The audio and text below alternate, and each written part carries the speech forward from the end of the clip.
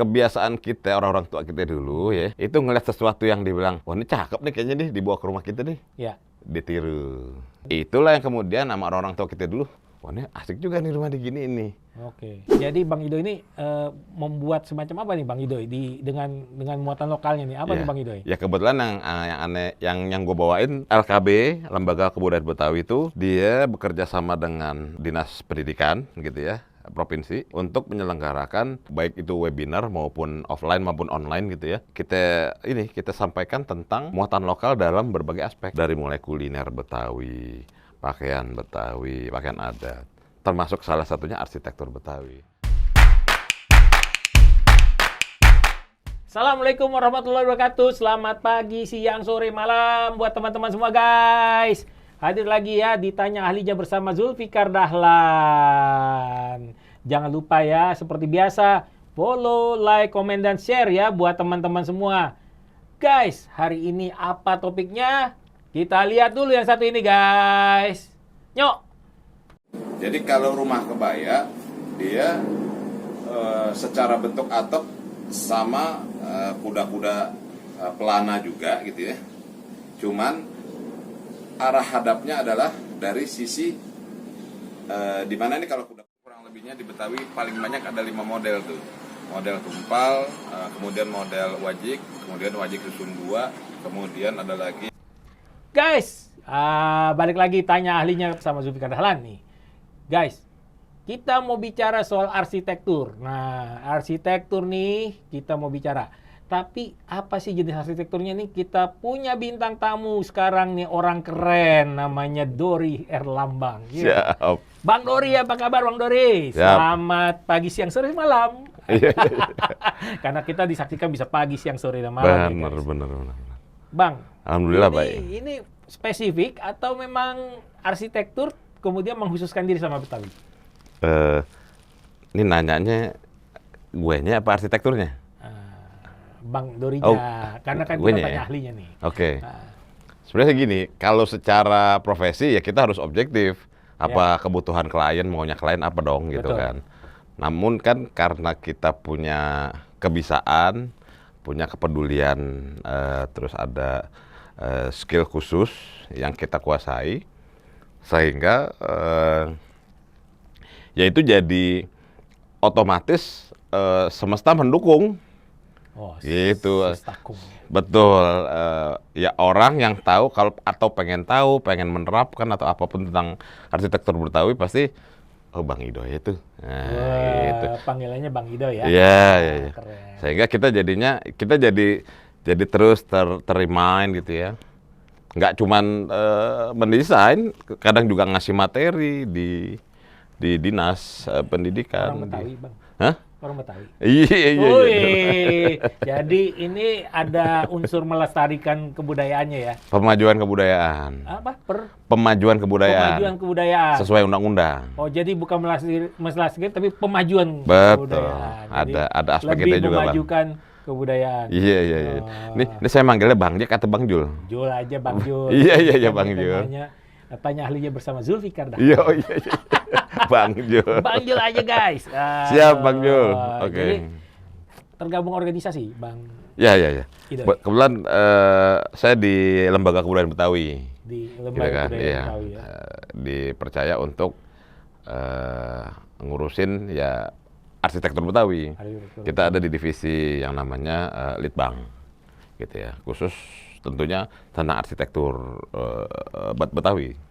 Begitu, Bang. Yang membedakan antara arsitektur biasa dengan Betawi itu kira-kira ada ciri khasnya atau ada ini ya, Bang? Ya. Jadi gini, arsitektur itu bagian dari produk kebudayaan manusia. Oke. Nah, ya kan?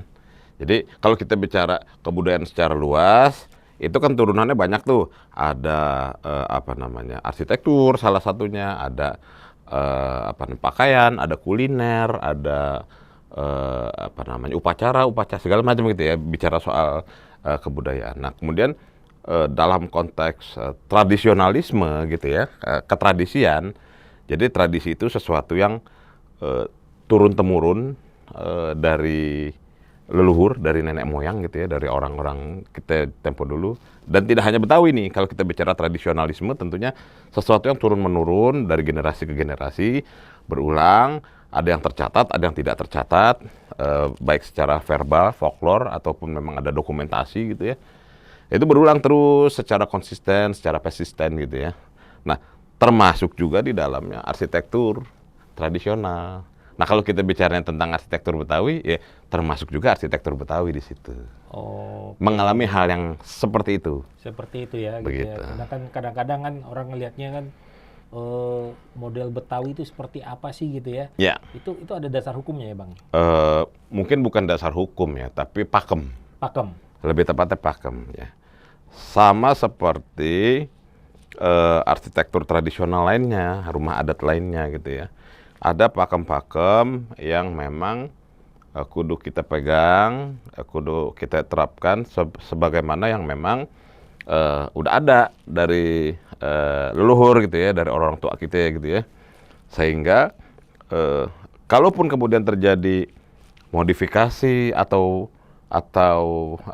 improvement atau apa, tidak sampai menghilangkan makna budaya gitu. Tidak menghilangkan makna budaya gitu.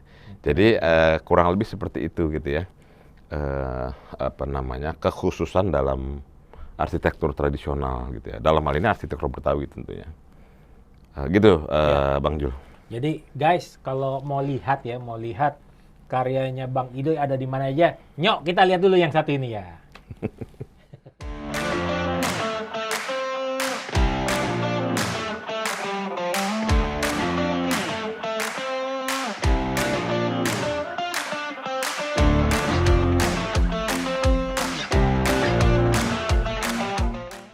Guys, balik lagi di Tanya Ahlinya bersama Zulfikar Dahlan. Hari ini kita bersama Bang Idoy ya guys. Jadi tadi udah lihat tuh karya-karyanya, antara lain ini ya, halte bis Senen, kemudian underpass di Mampang gitu ya. Ini dan banyak karya-karya lainnya, termasuk kalau nggak salah itu RDF Plan ya gitu ya. Ini salah satu yang diasistensi ya oleh Bang Idoy ya gitu ya. Yang proyek persampahan itu yang heboh itu guys. Bang Idoy, Siap. apakah harus selalu bangunan di Provinsi DKI Jakarta harus pakai memaknai Betawi nih, Bang Idoy? Oke. Jadi ini menarik pertanyaan yang paling sering ditanyain. Atau luas aja sampai di mana sih Betawi itu? Nah, dan orang kan tanya kan jangan-jangan cuma Provinsi DKI Jakarta. Tapi yang gue dengar-dengar kayaknya rasanya kayak di Tangsel, kemudian di daerah Depok itu kayaknya sama juga tuh, ada Betawi itu di mana tuh? Ah, ini kita perlu tahu nih. Jadi gini Bang Jack, Bang Jul, sorry nih, kita saking akrabnya. Kebudayaan tidak bisa dibatasi oleh wilayah administrasi. Oke. Ya. Kalau kita bicara kebudayaan Betawi, itu ekspansinya melebihin DKI Jakarta secara provinsial. Ya. Jadi kalau ke barat itu sampai ke daerah Cisauk. Sorry, lebih lagi Serang, hampir ke Serang gitu ya. Cisauk, kemudian Lebok itu masih bagian iya dong. Curug gitu ya. Masih ada kebudayaan sampai Balaraja gitu. Masih sampai Balaraja gitu. Waduh, sampai mendekati Serang. Walaupun makin ke sana ya makin sedikit tentunya ya. Komunitasnya semakin betul sedikit. Dong. Warga atau penduduk yang menerapkan gitu ya. Kemudian kalau ke daerah timur itu kita bisa sampai Cikarang. Sampai Kerawang bahkan gitu ya. Kerawang, sebagian Kerawang gini. Betul. Jadi Bekasi Timur, Tambun terus lagi gitu ya. Itu Cikarang liwat lagi gitu ya. Terus kalau ke selatan itu kita bisa tahu Depok, Bojonggede, Citayam. Nah, itu masih kental tuh. Kebudayaan Betawi ya. Kalau Cilebut udah banyak ke Sundanya gitu ya. Terus makin ke Bogor gitu ya. Nah, kenapa begitu gitu ya? Karena kan memang pertama orang-orang Betawi itu sendiri tempo dulu mengalami perpindahan gitu ya. Konsekuensi dari pembangunan ibu kota, mereka entah itu menjual atau tergusur atau apapun yang menyebabkan mereka harus Ke pinggir. Dan seterusnya gitu ya. Karena logika pasarnya makin ke tengah kota harga tanah makin mahal. Mereka entah itu dapat gusuran atau memang menjual lahan, harus pecah waris, anak-anaknya kebagian tadinya segini menjadi segitu, cukup dapatnya yang rada ke pinggir terus gitu ya. Jadi macam-macam gitu ya motif atau Sampai kronologisnya terjadi gitu ya. pergeseran sampai Betul. Kita paling contoh gampang tuh Senayan, Bang. Ya. Kenapa ada daerah namanya Tebet? Kan singkatannya tempat Betawi, Tebet. Oh, itu Tebet singkatan tempat Betawi. Tempat Betawi. Oke. Jadi orang-orang Betawi yang dulunya tinggal di Senayan, yang kemudian Dibuatkan. digusur, itu ada berapa kampung itu dijadiin stadion gitu tahun 60-an itu kan. Stadion, terus MPR, DPR itu gedung segala macam. Itu ada sejumlah kampung isinya orang-orang Betawi. Nah kemudian mereka direlokasi ke daerah Tebet. Ya. Jangan dikata Tebet kayak zaman sekarang di tengah Jadi kota. di Tebet juga sekarang digeser lagi. Iya, artinya Tebet itu dulu itu luar kota, Bang. Oh, luar kota ya. Cawang itu masih dianggap pinggir kota, pinggir Jakarta. Tebet, Cawang, terus Pasar Minggu, Iya. Kebon Jeruk itu disebutnya Gua ingat zaman-zaman dulu pinggir. tuh taunya yang dalam kota tuh Jatinegara, Matraman, Senen, Mayoran, Betawi Tengah, iya. Tanah Abang ya. Benar. Ya, yang lain-lainnya masih Iya. luar kota gitu ya. Nah, logika konsekuensi dari yang tadi saya bilang, mereka makin ke pinggir gitu ya. Terdesak juga. Ya, itu kurang lebihnya ya. Mereka beranak pinak di pinggir, yang menyebabkan tersebarnya sejumlah aspek kebudayaan. Nah, tapi ya gitu tadi yang saya bilang, mereka punya karakter masing-masing tuh. Kalau di daerah Tangsel itu ada corak Betawi yang khusus. Agak beda. Daerah Bekasi yang ke arah timur tadi itu ada lagi khusus, mulai dari kulinernya, tutur katanya. Betawi Tengah sendiri punya karakter dalam berbagai aspek tadi. Kayak yang ke arah selatan juga yang serempetan nama Bogor itu ada lagi. Jadi masing-masing punya karakter sendiri, tapi based on Betawi kultur. Nah, berarti Gitu kurang lebihnya. berarti kayak gini ya. Kalau nggak salah Setu Babakan juga salah satu desain oleh Bang Ido ya. Iya, saya terlibat. Ya, Betul, itu, terlibat. itu di tengah-tengah ininya, di tengah-tengah setunya itu kan Ya. ada beberapa bangunan, ada 3 jenis bangunan kalau nggak salah, Ya. bangunan Betawi apa gitu. Betul. Nah, jadi itu yang salah satu bentuknya yang zaman dahulu, kemudian yang sekarang sudah transformasi ya, gitu. Atau gimana? Jadi gini, kalau kita bicara tentang arsitektur Betawi, kembali lagi ke konteksnya gitu ya, dari obrolan ini, arsitektur Betawi itu dasarnya dari bentuk atap. Bentuk atap. Ya, kita menggolongkan atau tipologinya berdasarkan bentuk atap. Ya. Ada 4 nih model arsitektur rumah adat Betawi. Yang pertama kita nyebutnya rumah bapang. Jadi rumah bapang itu nanti mungkin bisa ditampilkan di dalam gambaran ya. Iya. Dia kalau kita menonton film dul atau sinetron-sinetron kebanyakan, dia bangunannya cenderung melebar ke samping, atapnya tuh ke arah depan sama ke arah belakang. Kemudian ada teras di depan tuh. Terasnya agak luas ya gitu. Teras lega. Teras yang lega itu memang ciri khas dari rumah Betawi.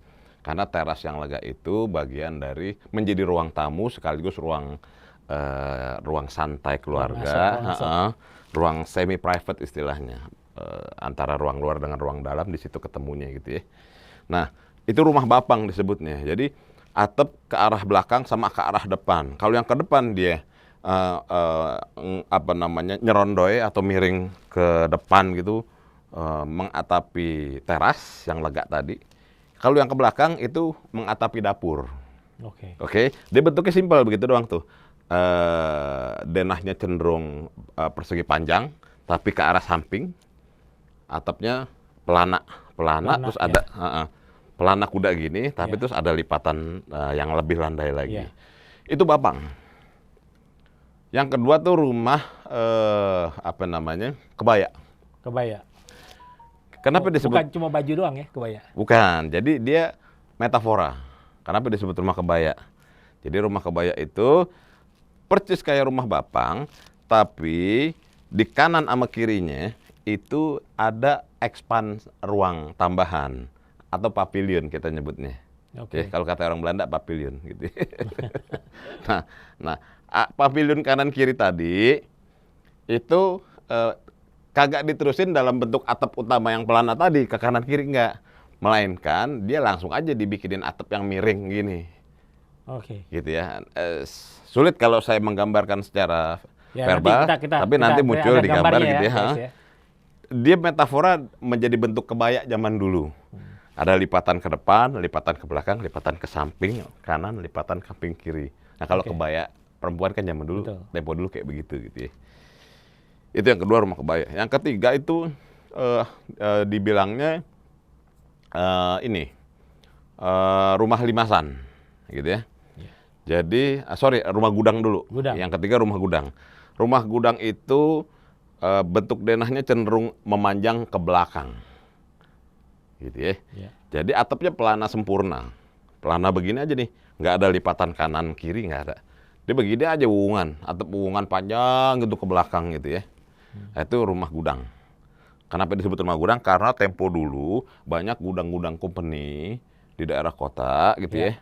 Itu gudang-gudang tempat itu tuh apa? Habis dia pada habis ngambil pala apa? Pala. Ya. Hasil bumi, Hasil bumi penduduk di daerah-daerah dikumpulinnya di poolnya di gudang-gudang di daerah Jalan Intan sana ya. Oh iya. Kota sana. Kan Masih ada. Iya, Tapi sayangnya banyak yang sudah betul. sengaja diduga. Sempat kebakaran Dihilangkan, juga. ya. Sempat kebakaran. Banyak tuh rumah gudang. Terakhir rumah limasan. Limasan dia bentuknya atap limasan aja tuh. Kanan, kiri, depan, belakang. Jadi kayak atap perisai. Kadang-kadang ada juga yang dimodif tengahnya mengalami peninggian yang ekstrim. Sehingga orang dengan simpelnya bilang rumah joglo. Padahal bukan arsitektur joglo layaknya Jawa. Oh, tapi menyerupai. Betul. Jadi mengalami peninggian ekstrim. Itu ada pengaruh dari memang budaya lain atau memang itu original? Nah, kebiasaan kita, orang-orang tua kita dulu ya, itu ngeliat sesuatu yang dibilang, wah ini cakep nih kayaknya nih, dibawa ke rumah kita nih. Ya. Ditiru gitu. Oh, oke. Iya dong, orang Betawi itu yang duluan kenal teknologi atau improvisasi kehidupan. Kenapa? Karena dia kan kampungnya didatangin sama orang-orang dari berbagai daerah. Baik dari dalam negeri, khususnya yang dari luar negeri. Oke. Iya dong, yang luar negeri itu kebanyakan adalah yang membawa teknologi tentang, kalau kita bicara spesifik tentang bangunan aja. Ya. Teknologi bangunan itu kan dibawa dari orang-orang Belanda. Betul. Ya, penjajah yang dari Eropa. Ya, banyak rumah Belanda di Nah, Jakarta ini kan. Itulah yang kemudian sama orang-orang tua kita dulu, wah ini asik juga nih rumah digini ini. Oke. Padahal belum tentu juga dia paham gitu ya. Maksudnya apa gitu ya. Tapi dia pikir, wah ini cakep, terus jadinya adem nih. Jadi kita contek. Sehingga seperti itulah arsitektur Betawi ataupun aspek kebudayaan lainnya itu terpengaruhi oleh Jadi ada serapan lah istilahnya. serapan dari berbagai kebudayaan, termasuk juga arsitektur ya Bang. Iya, istilahnya kalau nama keren sekarang ATM. Apa itu? Adopsi, tiru, modifikasi. Iya. Jadi dari zaman dulu Gitu. guys ternyata ATM itu udah ada guys. Iya. Kalau di arsitektur eklektik, tempelan. Tempelan.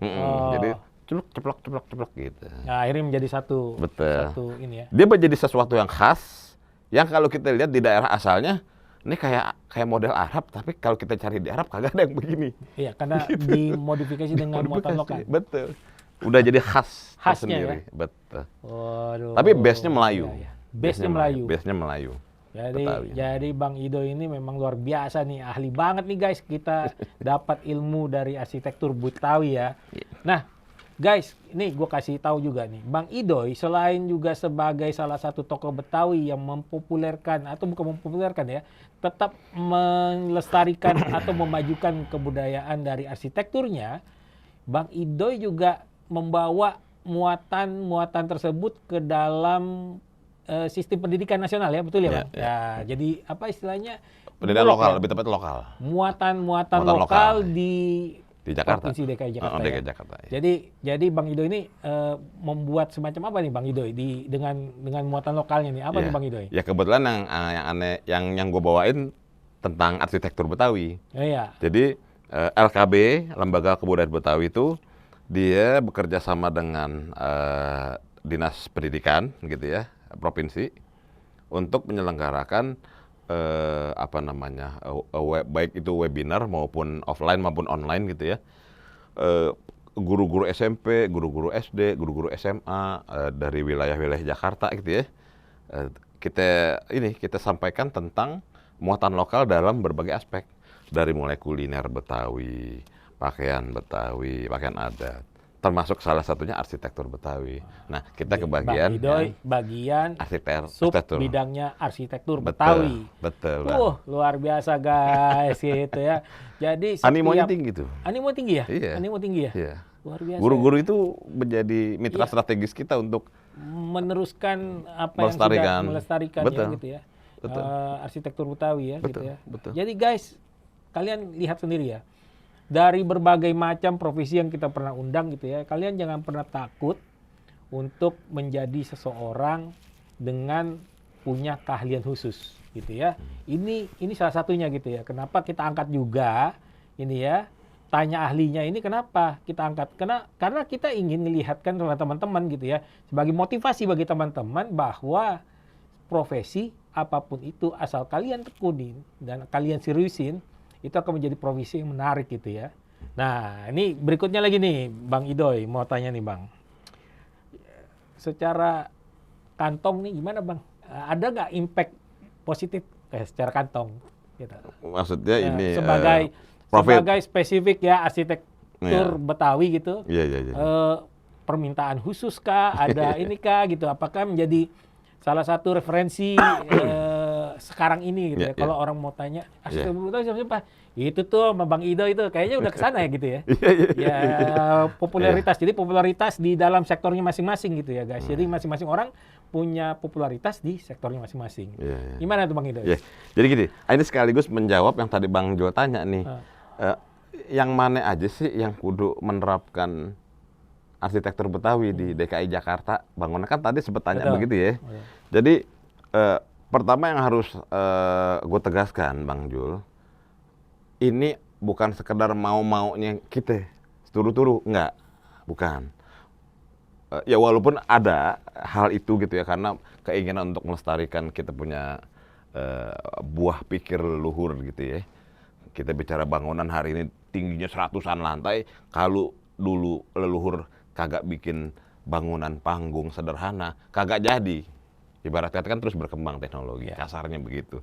Jadi kita harus kudu menghormatin gitu ya. Nah, dasarnya adalah regulasi. Ya. Jadi mulai dari saya sebutin ya regulasi yang Siap. jadi regulasi yang memang melandasi kenapa ini arsitektur Betawi beserta aspek kebudayaan lainnya memang harus dilestarikan. Itu secara kalau undang-undang konstitusi itu undang-undang pemajuan kebudayaan. Kalau kita urutin dari atas nih Bang, pertama adalah Undang-Undang 45 pasal 32 ayat 1. 32 ayat 1. Ya, itu tentang pelestarian Budaya. budaya nasional yang diperkuat oleh budaya lokal. Kemudian Undang-Undang Nomor 5 tahun 2017 tentang pemajuan kebudayaan yang tadi saya bilang, yang tadi gue bilang. Yang berikutnya Perda DKI Jakarta Nomor 4 tahun 2015 tentang pelestarian kebudayaan Betawi. Yang berikutnya Pergub DKI Jakarta 229 tahun 2016 tentang penyelenggaraan pelestarian kebudayaan Betawi. Ditambahin lagi Pergub DKI Jakarta Nomor 11 tahun 2017 tentang 8 ikon kebudayaan Betawi. Terus diperkuat dengan aspirasi masyarakat Betawi. Jadi siapa saja sih yang kudu mempertahankan atau lini pertama yang harus melakukan itu? Yang pertama adalah pemerintah. Kenapa saya dalam versi saya adalah nomor 1 pemerintah, nomor 2 barulah masyarakat, kelompok masyarakat Betawi itu sendiri, bukan terbalik. Suatu saat ya, yang namanya pemerintah ini dia punya duit, dia punya pasukan, dia punya regulasi. Kalau bukan dia yang menjaga kebudayaan, ini nggak hanya di Betawi ya, nggak hanya di Jakarta, di semua se-Indonesia. Kalau bukan dia yang menjadi Musnah, garda musnah. terdepan, Musnah. habis. Kenapa? Kelompok masyarakat adat kalau lapar Susah. nggak bisa. Emang suruh nari-nari doang kebudayaan gitu? Nggak Kalau kagak bisa. makan nggak bisa. Jadi suruh main musik adat gitu, Nggak terus bisa. mereka kenyang, anaknya nggak sekolah nggak bisa. Ya. Jadi kelompok masyarakat adat dalam pandangan saya itu level nomor 2. Ya. Nomor 1 garda terdepan pemerintah. Nomor 2 kelompok masyarakat adat. Ya, kalau kita bicaranya di Jakarta tentu Betawi. Yang berikutnya adalah baru publik yang memang punya interest khusus Ya. tentang pelestarian kebudayaan. Terakhir adalah publik secara umum. Betul. Nah, kalau kita tadi abang tanya, bangunan mana aja nih yang kudu menerapkan arsitektur Betawi? Pertama jelas bangunan pemerintah. Wih, banyak guys. Itu yang nomor 1. Terbatas pula ya arsitektur. Artinya begini bang, Ini keren ini ya. sesuai yang tadi saya bilang, Ah, kita nggak bisa maksain ke swasta. ya. Ya, jadi mana aja tuh bangunan pemerintah DKI, mulai dari level terendah di tingkat kelurahan, bangunan kantor kecamatan, bangunan provinsi wali kota, bangunan kegubernuran, bangunan dinas-dinas, kemudian bangunan DPRD, itu bangunan yang terkait kantor pemerintah, plus kantor-kantor dinas maupun sudin, oke? Itu yang pertama, kantor pemerintah provinsi maupun wilayah. Yang kedua adalah fasilitas umum yang dimiliki oleh pemerintah Oke. DKI. Apa itu? Puskesmas, pasar, terminal, jembatan, underpass, gapura, Banyak ya. segala macam gitu ya. Itu yang punya pemerintah dengan catatan. Ya. Nah, yang terakhir adalah sektor hospitality plus pariwisata. Jadi pariwisata plus hospitality. Pariwisata tentunya tempat-tempat wisata seperti Taman Mini, Ancol, Monas dan sebagainya. Hospitality apa? Hotel-hotel, kafe, restoran, segala macam. Kenapa? Ya karena mereka menjadi wajah tempat yang didatangi oleh wisatawan dari berbagai daerah. Oke. Iya dong, masa baru nyampe Jakarta yang dilihat gerbang Gapura Bali. di mana itu? Soekarno-Hatta gitu Iya. ya. Nah, itu kan jadi sesuatu yang paradoks dong. Oh, iya. Kalau orang Itu asing- berarti mengkritisi ya? Sekaligus saya kritisi. Oke. Lah orang kalau datang, wah ini kita nyampe Jakarta apa nyampe Bali? Tuh, buat pengelola ya, buat pengelola Soekarno Hatta tuh ada nih dari orang Betawi nih ya. Iya. Guys, kita masuk ke sesi akhirnya ya guys. Kita mau tanya nih, Bang Idoy, tolong dong Bang Idoy, sampaikanlah kepada para netizen kita. Kadang-kadang netizen kita berpikiran, wah ini nih yang lagi rame kerjaan, rame-rame ke sana. Atau mau jualan sana, rame-rame ke sana. Berarti ini kan masing-masing kalau kita pilih punya keahlian khusus, berarti itu kan sebenarnya pendapatan khusus juga ya gitu ya Bang? Atau ada kalau- pesan-pesan iya, aja deh iya. Bang? Iya. Buat Oke. netizen kita. Iya, iya. Intinya sih begini Bang Jul, ya Bang Jul, ya. Oh tadi sempat nanya soal impact ke kantong. Iya. Sebenarnya kalau kita pribadi, kalau saya pribadi ya, kalau gua pribadi Bang Jul, ini lebih kepada pro bono. Pro bono ya. Jadi bahkan saya tulisan yang saya kemas untuk mulok tadi itu saya sebarkan di di berbagai media komunitas, baik itu Betawi internal gitu ya, maupun eksternal yang non Betawi. Jadi saya sebar biar mereka paham, biar mereka tahu karena ini warisan budaya, nggak bisa kita klaim sebagai oh nih biar dia aja tuh, enggak, saya nggak begitu. Bahwa kemudian secara subjektif saya percayanya sama Bang Idoy, itu urusan dia dong. Ya, betul. Urusan si pihak yang mau memberi tugas gitu ya. Jadi dan di sisi lain ya saya secara profesional arsitek gitu ya. Ya kerjaan gua kagak cuma ngurusin arsitektur Betawi doang gitu ya. Iya. Yang lain pun juga Ya cuma punya gua kerjain. spesifikasi Betul. khusus ya. Nah, kalau terkait dengan tadi pesan tadi buat ini intinya sih spesialisasi. Spesialisasi. Jadi apapun yang teman-teman atau teman-teman netizen bisa kerjakan ketika kemudian mengalami pendalaman, keseriusan itu menjadi khas, khusus, khas. Nah, ketika khusus dan khas itu banyak yang suka, kemudian itu akan menjadi tercipta yang namanya demand, permintaan, ya kan? Ya, Orang pasti pengen lebih dari apa yang sesuatu yang disuka. betul. Sehingga ya sudah, wah ini kayaknya dia bisa nih urusan ini nih. Tapi saya nggak mau yang kayak di situ ya, saya maunya versi saya dong yang begini. Nah di situ terjadi demand. Jadi spesialisasi apapun itu pasti akan tercipta yang namanya pasar, demand tadi. Intinya sih begitu Bang Jul. Siap. Jadi kita spesialisasi guys, jadi tetap belajar terus. Karena biar bagaimanapun belajar itu penting ya, Bang Ido ya. Jadi Siap. menspesialisasikan diri. Betul. Oke guys, kita sampai di penghujung acara. Jangan lupa ya, ditanya ahlinya ini, follow, like, comment, dan share. Dan buat teman-teman sekalian kalau butuh mau tahu spesifikasi pekerjaan khusus gitu atau keahlian khusus yang ingin kalian carikan narasumbernya, nanti tolong di komen aja di sini ya. Jangan lupa ya, kalau kalian komen, siapa tahu nanti ada yang lewat lagi di situ ya guys. Sampai di sini kita ketemu lagi ya. Wassalamualaikum warahmatullahi wabarakatuh. Selamat pagi, siang, sore, dan malam. Salam dari Tanya Ahlinya bersama Zulfikar Dahlan. Nyok!